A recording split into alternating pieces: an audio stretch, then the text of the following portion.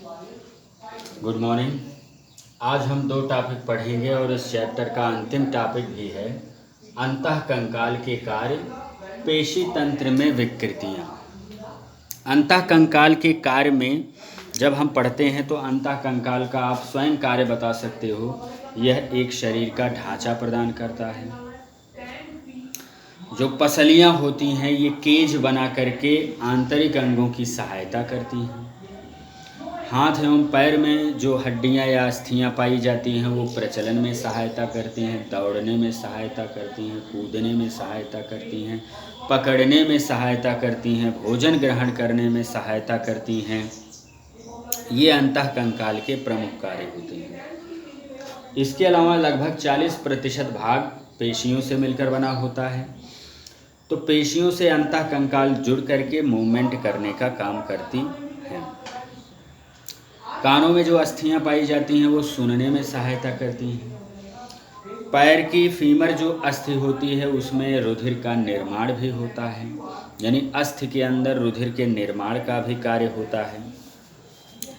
और इसके अलावा जो ये बाह्य दबावों, धक्कों, रगड़, चोटों, झटकों आदि से बचाने का काम भी करता है। ये हो गया आपके अंतःकंकाल के कार्य। पेशी संबंधी कुछ विकृतियां हैं जैसे माइस्थेनिया ग्रेविस। यह एक स्वप्रतिरक्षी रोग है। स्वप्रतिरक्षी रोग यानी जब अपने ही शरीर की सुरक्षा खुद के द्वारा कोशिकाएं करती हैं तो उसको स्वप्रतिरक्षी रोग कहते हैं। जैसे हमें हाथ उठाना है, नर्व तंत्रिका आएगी तो नर्व तंत्रिका के अंतिम सिरे और जो पेशी होती है, यहाँ से सूचना आएगी पेशी में संकुचन होगा जिससे हमारा हाथ उठ जाएगा।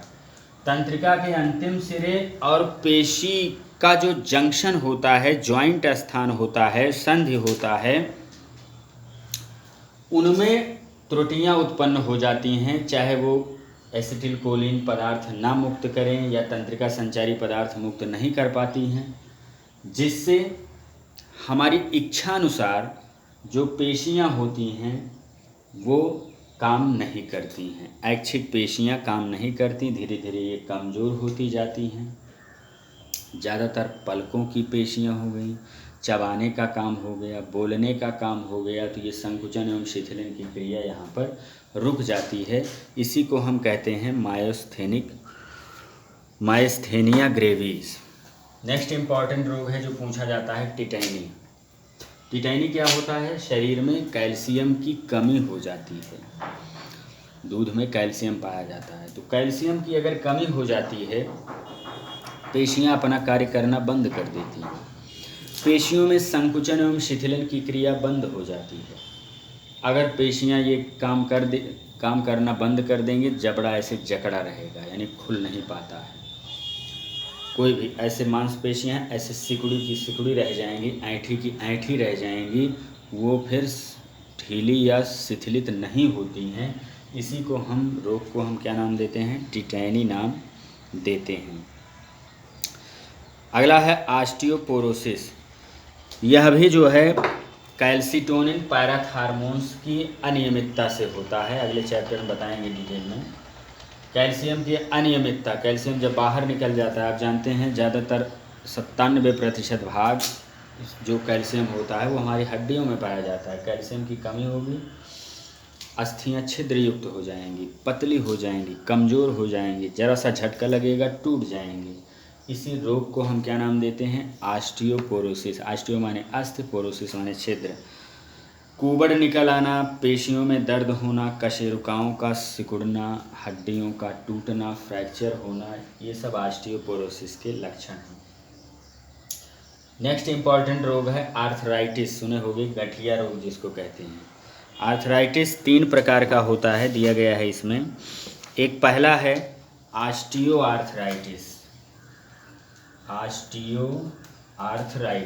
ऑस्टियोआर्थराइटिस क्या है? ये वृद्ध व्यक्तियों में ज़्यादा होता है।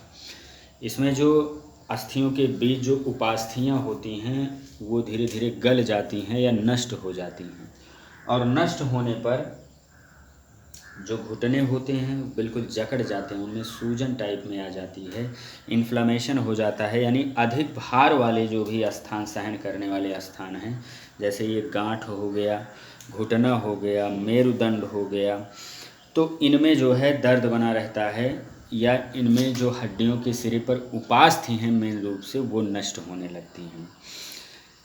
दिया गया है कि जो है इसके लिए बचाव के लिए शारीरिक व्यायाम और शरीर के भार का नियंत्रण जो है वो आवश्यक होता है। दूसरा है रूमेटॉयड आर्थराइटिस। यह भी स्वप्रतिरक्षी रोग है। इसमें प्रतिरक्षा तंत्र ही अपने ही ऊतकों पर आक्रमण कर देता है, अपने ही ऊतकों को नष्ट कर देता है, जिसके कारण बताए थे कल साइनोवियल फ्लूइड जो होता है, उसमें साइनोवियल फ्लूइड में धीरे धीरे कमी आ जाती है, सूखने लगता है, और जिससे जो घुटना होता है वो मुड़ नहीं पाता है। तो इसको रूमेटॉयड आर्थराइटिस बोलते हैं। और इसमें जो है उंगलियों, घुटने, ग्रीवा, कलाई, टखने, कूल्हे, संधियों को प्रभावित करता है। और लास्ट है गाउट। गाउट जो है रक्त में जब जैसे प्रोटीन ज़्यादा होती है, यह एक आनुवंशिक रोग होता है। गाउट बोलते हैं। गाउट में जब प्रोटीन की मात्रा ज़्यादा हो जाती है तो उसका जो है विखंडन यूरिक अम्ल में होने लगता है, और यूरिक अम्ल जो है वो हमारे शरीर में इकट्ठा हो जाता है, और ज़्यादातर गांठों में या घुटनों में, यहाँ पर जोड़ों पर ये यूरिक अम्ल इकट्ठा होने लगता है, जिससे सूजन उत्पन्न हो जाती है और पैर में हमेशा दर्द बना रहता है। इसको गाउट रोग कहते हैं। पहला बताया गया ऑस्टियो आर्थराइटिस, वृद्ध व्यक्तियों में जो होता है, उसमें कार्टिलेज यानी दोनों के जुड़ने का जो स्थान होता है धीरे धीरे नष्ट होता जाता है, अपहासित होता है। इस दशा में अधिक भार सहने वाले जो घुटने होते हैं, इसके अलावा कूल्हे होते हैं, मेरुदंड होता है, इसमें सूजन आ जाती है, यानी इसमें फ्लेक्सिबिलिटी या लचीलापन नहीं होता है, और इसके बचाव के लिए शारीरिक व्यायाम करना चाहिए। दूसरा आपको बताया गया रूमेटॉयड आर्थराइटिस। रूमेटॉयड आर्थराइटिस में इसमें अपने ही शरीर की प्रतिरक्षा तंत्र अपने ही ऊतकों पर आक्रमण कर देता है, और आक्रमण करने से साइनोवियल जो झिल्ली होती है, मेम्ब्रेन होती है, उसमें दर्द एवं सूजन बना रहता है, और जिससे अंगुलियां, घुटने, कलाई, टखने, कूल्हे, संधियों को प्रभावित करता है। और लास्ट आपको गाउट बताया गया। गाउट में जो है यूरिक अम्ल की मात्रा रक्त में बढ़ जाती है, जिससे यह जोड़ों पर जाकर के यूरिक अम्ल इकट्ठा होने लगता है और दर्द होता है। कभी कभी घुटने भी आपस में जुड़ ही जाते हैं, वो मुड़ते नहीं हैं। इसको गाउट बोलते हैं। तो ये इतने विशेष प्रकार के रोग थे। ये चैप्टर इसके बाद समाप्त हो गया। नेक्स्ट टाइम अगला चैप्टर पढ़ाया जाएगा तंत्रिका। Thank you.